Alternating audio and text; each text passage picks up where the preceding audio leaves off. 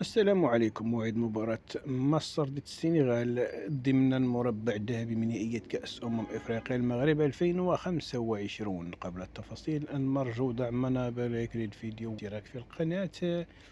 تأهل منتخب مصر بعد فوزه على منتخب كوتيفوار ب3 أهداف مقابل هدفين. وتأهل منتخب السنغال إلى دور نصف النهائي ليلتقي بمنتخب مصر مساء الأربعاء القادم 14 من يناير 2026. تنطلق مباراة مصر والسنغال على الساعة 6 بالتوقيت مغرب تونس، الجزائر 7 بالتوقيت مصر و8 بالتوقيت السعودية. يحتضن ملعب طنجة مباراة نصف نهائي من نهائي كأس إفريقيا المغرب 2025 بين مصر والسنغال، ومن المنتظر إن شاء الله نقل مباراة مصر ضد السنغال مباشرة عبر القناة الرياضية المغربية الأرضية وعلى قنوات بي إن سبورت.